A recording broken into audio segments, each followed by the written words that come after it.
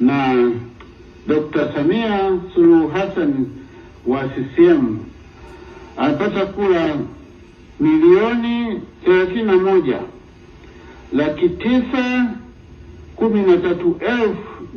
1,913,866 sawa na 97.66.